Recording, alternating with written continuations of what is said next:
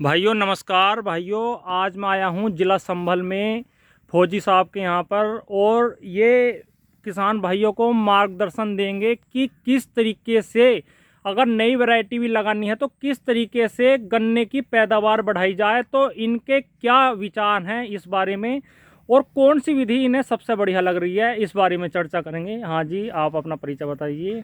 नाम प्रवेक कुमार जी। गांव डुपटा कला जी। तहसील गुन्नौर जी। जिला संभल। अच्छा, आप जैसे फौज की नौकरी से जब से आए हैं, लगभग आप बता रहे हैं 10 साल हो गए, है नहीं? 10 साल हो गए। तो आपको कैसा अनुभव लगा अब तक 10 साल में कि किस हिसाब से पैदावार गन्ने की बढ़ाई जानी चाहिए? क्योंकि वैरायटी तो बहुत आ रही है, आपके पास भी 11-0-15 बहुत ही लाजवाब गन्ना खड़ा है, लेकिन पैदावार किस हिसाब से बढ़ाई जाए किसान भाइयों की? पैदावार मेन है कि ट्रेंच विधि में पैदावार अच्छी मिल जाती है। अच्छा। सादा विधि में बीज ज़्यादा लगता है। हाँ। पैदावार कम होती है जी। एक तो बीज की बचत हो जाती है। हाँ जी। हाँ ट्रेंच में जो कम बीज लगेगा जी। ट्रेलिंग अच्छी होगी जी। गन्ना की मोटाई भी अच्छी रहती है जी। तो इसलिए ट्रेंच विधि में पैदावार आसान कम लागत में बढ़ अच्छा, जाती है। ट्रंच विधि जैसा आप कह रहे हो तो किसान भाई बुआई करके और छोड़ने लगे ट्रंच विधि, तो उनका एक तो मुझे लगता है कि जमाव की शिकायत रहती है। एकदम खेत की तो तैयारी हम सही ढंग से नहीं करेंगे जी। और प्लस अगर हो सके तो लास्ट जुताई से पहले जिप्सम खाद डालें खेतों में जी। और ट्राइकोडर्मा का जरूर इस्तेमाल करें। अच्छा। ये दो चीज़ जरूर इस्तेमाल, जिससे कि गन्ने की मोटाई जी। और कैल्शियम की जो कमी है वो हाँ जी। जिप्सम खाद से सस्ते में पूरी हो जाती है। अच्छा। वैसे कैल्शियम हम खरीदते हैं बहुत महंगा पड़ता है। नहीं, एक चीज़ हो रहा है, किसान भाइयों का सबसे ज़्यादा जो ध्यान है वो कीटनाशक दवाइयों पर है। दवाइयाँ ज़्यादा है नहीं? इस्तेमाल करने का फायदा नहीं है। हाँ। दवाई कम से कम इस्तेमाल करें। तो आप आप यूरिया भी कम से कम इस्तेमाल करें। जी।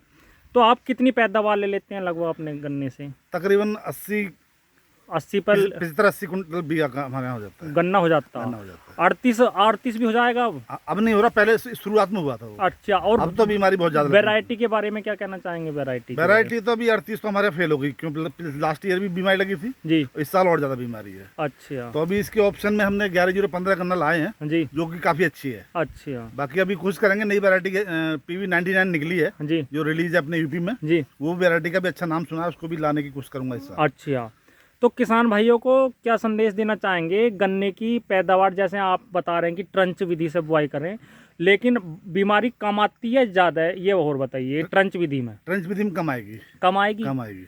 दवाइयाँ कम लगती हैं? दवाई कम लगती है क्योंकि गन्ना का जो डिस्टेंस है ना लाइन टू लाइन जी। वो दूर होने, जितना दूर होगा उतनी बीमारी कम फैलती है। एक समस्या और है किसान भाइयों के साथ, जो छोटे किसान हैं और बड़े भी, सामान जो आ रहा है ट्रंच विधि का, ट्रैक्टर वगैरह और उसके इम्प्लीमेंट बहुत ही महंगे हैं, तो ये समस्या बहुत ज़्यादा है। सादा बुवाई भी लोग ट्रैक्टर से ही कर रहे हैं, दूसरे सबके पास, छोटे किसान के पास भी नहीं है, बड़े किसान तो कम ही है। नहीं, सही बात सादा है। बुवाई भी लोग ट्रैक्टर से ही कर रहे हैं, तो अपने पास नहीं है तो दूसरे से। ये तो है कि ये तो है समस्या। नहीं, ये है ना कि किराया ज़्यादा चला जाता है नहीं? किराया तो अब EQI कर तो सब ट्रैक्टर से ही रहे हैं, हाथ से तो कोई कर नहीं रहा है। नहीं, सही बात है। तो उसमें ट्रेंच विधि में खर्चा कम आएगा। तो ट्रिलिंग के मामले में जैसे आपने ये 11-0-15 बुआई करा, उससे पहले 38 भी बुआई करा था आपने, तो ट्रिलिंग में कौन सा गन्ना बढ़िया लगा? ट्रेलिंग में 11-0-15 में ट्रेलिंग ज्यादा है। अच्छा। 38 में कम है। और कौन सी वैरायटी बुआई कर रखी है आपने? और बाकी 0-118 है जी, उसमें भी थोड़ी कम है ट्रेलिंग। अच्छा। और 13-200 उसकी पेड़ी की शिकायत है। अच्छा। हाँ, पेड़ी उसकी कम, जो लेट अगर आप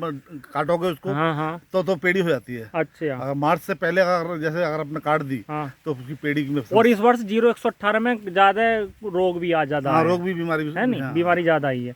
और 13-235 कैसा लगा? 13-235 है, लेकिन लंबाई कम है उसकी थोड़ी। गन्ना पतला है एक तो थोड़ा सा, और लंबाई बहुत कम है, पैदावार कम है, पैदावार उसकी कम है। 18 से 18 की बराबर हो जाएगी नहीं? 18 के बराबर तो है। और जैसे आपने 0-238 बुआई करते थे और उसमें बहुत स्प्रे करने पड़ रहे हैं आप किसान भाइयों को, लागत ज़्यादा आ रही है नहीं?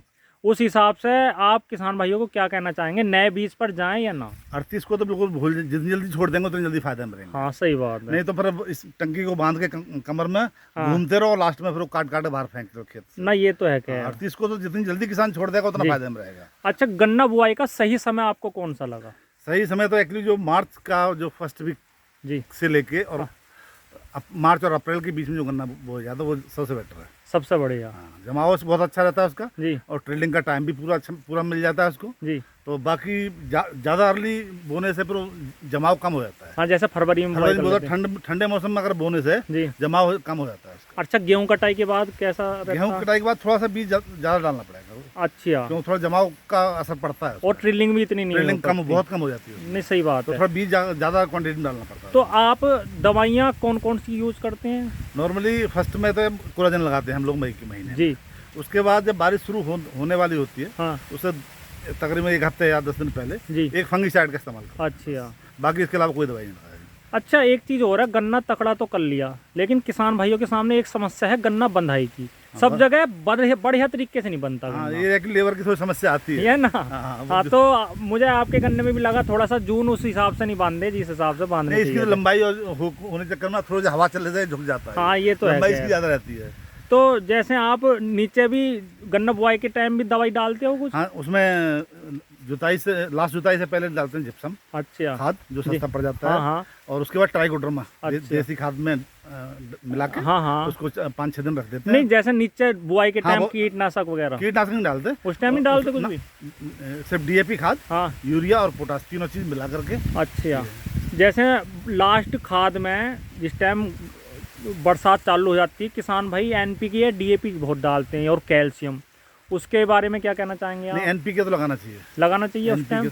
डाई लगाने से बाद में कोई फायदा, डाई तो नीचे जुताई में बुवाई के टाइम पे लगाना चाहिए। हाँ हाँ। डाई बाद में लगाने से कोई फायदा नहीं और है। कैल्शियम कैल्शियम लगना चाहिए। आपने लगाया कैल्शियम? कैल्शियम एक बार लगाया मैंने। कौन सी कंपनी का? ये इफ्को का लगाया। इफ्को का कैल्शियम।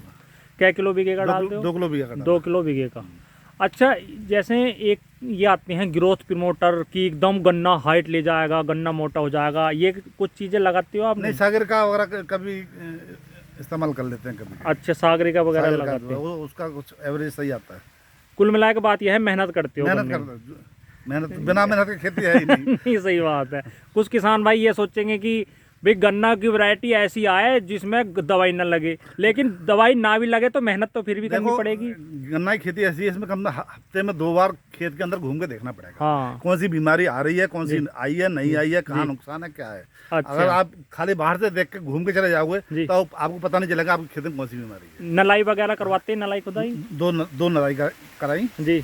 खुरपी से नराई होती है, खुदाई तो होती नहीं हमारे यहाँ पे। अच्छा, चलो नलाई तुमने करवा दी। हाँ। अब एक चीज चल रहा, हर्बिसाइड का स्प्रे। नहीं, हर्बिसाइड का स्प्रे हमारे यहाँ नहीं। आप नहीं करवाते बिल्कुल भी? herbicide का नहीं। और ये बेल वगैरह आपके यहाँ होती है? बेल तो बहुत कम होती है, जब ज्यादा होती है तो हर्बिसाइड का स्प्रे करते हैं। हाँ। और कम होती है तो अपने हाथ से ऐसे उखाड़ लेते हैं। अच्छा, लेकिन नलाई जरूर करवाते नराई हैं? तो बहुत जरूरी है। नलाई से ही कर ले आते हैं नलाई। अगर ट्रेलिंग अच्छी चाहिए हाँ। तो नराई तो करनी ही पड़ेगी। लेकिन बच रहे हैं नलाई से आजकल लोग। नहीं, अब देखो खर्चा तो है, लेबर का खर्चा बढ़ जाता है हाँ, नराई में, सही लेकिन बात है। ट्रेलिंग के अगर ज्यादा चाहिए हाँ, तो नराई का बहुत अच्छा असर आता है उसमें। तो जैसे कि कुछ किसान भाई खेती की तरफ को ध्यान नहीं देते कि सबसे ज़्यादा नौकरी पे ही महत्व है किसान भाइयों का, तो आप उस बारे में क्या कहना चाहेंगे? देखो, नई टेक्नोलॉजी के हिसाब से अगर खेती करोगे हाँ। तो खेती में फायदा है। अच्छा। और खेत बार एक बार बो दिया और उसके हाँ। बाद घर बैठे रहो, हाँ। उससे तो खेती में होगा नहीं। क्योंकि नौकरी तो सबकी नहीं लग पाने की। नौकरी तो सबकी लगेगी नहीं, और खेती तो करनी है, मजबूरी है। सही बात है, बिना किसान कहाँ जाएगा। सही बात है। तो खेती को